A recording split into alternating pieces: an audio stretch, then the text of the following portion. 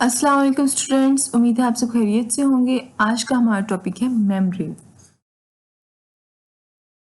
सबसे पहले स्टूडेंट्स मेरे चैनल को सब्सक्राइब कर लें और बेल आइकन पे क्लिक कर लें।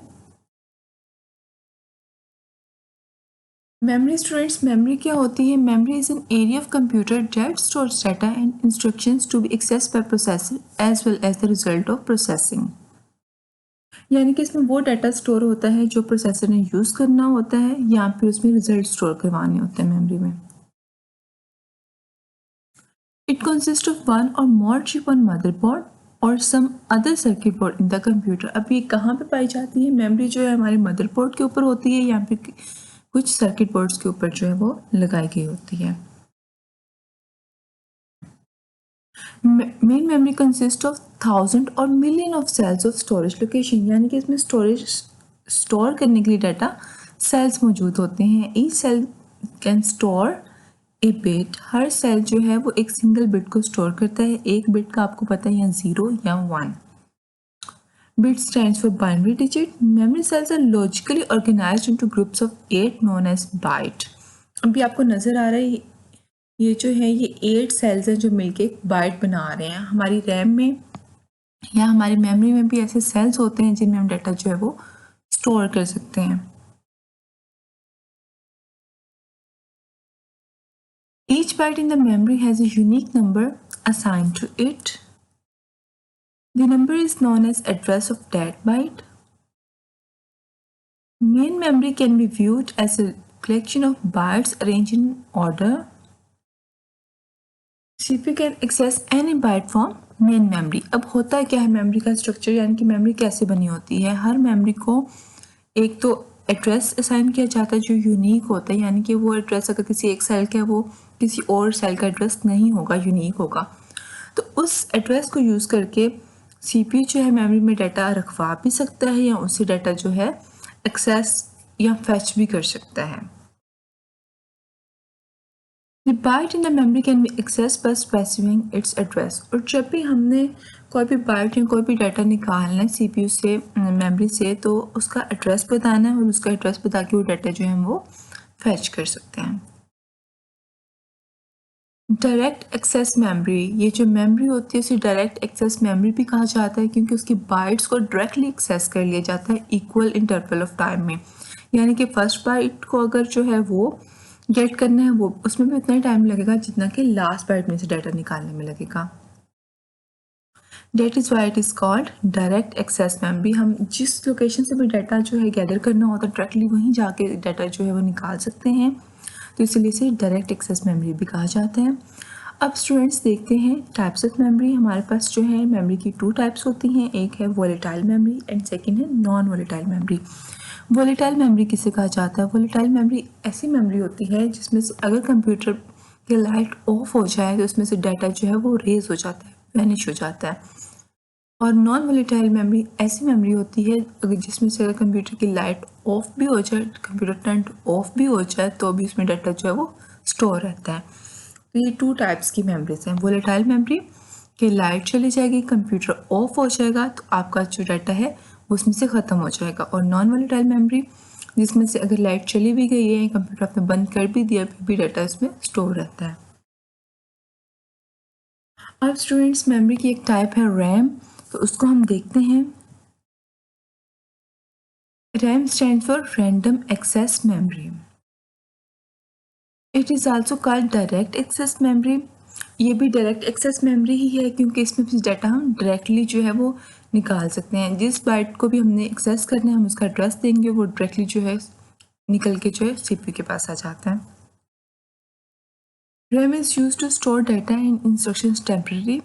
यानी कि ये वोलेटाइल मेमोरी है, इसमें टेम्परेरी डाटा स्टोर होता है, परमानेंट इसमें कुछ भी स्टोर नहीं होता। Program must be loaded into RAM before execution। RAM is a volatile memory। It means contents are lost when the power is turned off। अच्छा जी, अब कोई भी प्रोग्राम हम जब भी काम कर रहे होते हैं अपने कंप्यूटर में, हम किसी सॉन्ग को सुन रहे हैं या भी हम MS वर्ड पे काम कर रहे हैं, वो प्रोग्राम सबसे पहले रैम में लोड किए जाते हैं क्योंकि रैम को हमारे कंप्यूटर का वर्किंग एरिया भी कहा जाता है। जिस सॉफ्टवेयर को भी आपने क्लिक किया वो रैम में लोड होता है और फिर एग्जीक्यूशन के लिए CPU के पास जाते हैं।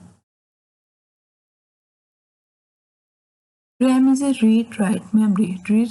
रीड राइट का क्या मतलब होता है? इसका मतलब होता है हम रैम से डाटा पढ़ भी सकते हैं, यानी कि CPU उसमें से डाटा निकाल के लेके जाता है, और राइट मेमोरी का मतलब है उसमें कुछ स्टोर भी कर सकते हैं। CPU ने अपने काम करने के बाद डाटा जो है वो रैम में स्टोर भी कर देता है।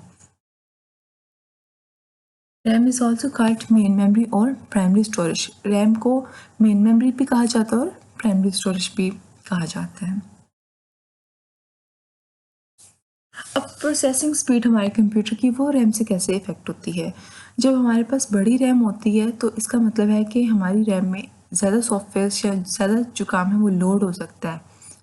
ठीक है? तो इसका मतलब है कि जब अगर बड़ी रैम होगी तो प्रोसेसिंग भी उतनी तेज़ होगी, क्योंकि उसमें जब भी हमने सॉफ्टवेयर ओपन किया वो उसमें ठीक से आराम से लोड हो गया, क्योंकि रैम में स्पेस थी और उसकी प्रोसेसिंग जो है वो अच्छे से होगी। अगर हमारे पास रैम छोटी होगी तो हमारे प्रोग्राम को रैम में लोड होने में भी टाइम लगेगा, और वो हाफ प्रोग्राम लोड होगा, हाफ बैक पे परमानेंट मेमोरी में होगा, तो इससे जो है वो प्रोसेसिंग टाइम जो है वो बहुत ज़्यादा लेता है।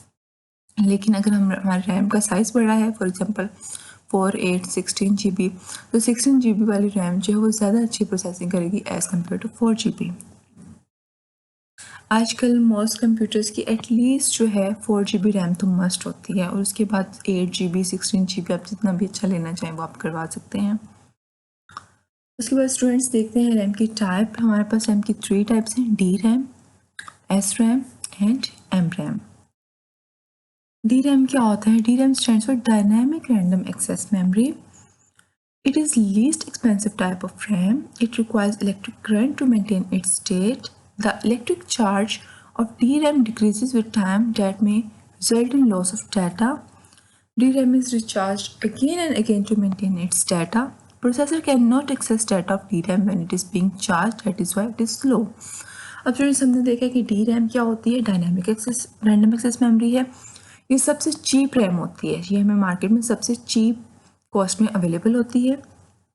अब इसमें क्या होता है? इसमें इलेक्ट्रिक करंट की ज़रूरत पड़ती है इस रैम को अपनी स्टेट मेंटेन रखने के लिए, यानी कि इसमें डाटा सेव रहे, कहीं ख़त्म ना हो, जिसे इलेक्ट्रिक करंट की ज़रूरत पड़ती है। और जब इसे इलेक्ट्रिक करंट चाहिए होता है, यानी कि जब इसने रिचार्ज होना होता है, तो उस टाइम CPU इससे कोई भी डाटा एक्सेस नहीं कर सकता। अब स्टूडेंट्स आपको समझ आ रही है?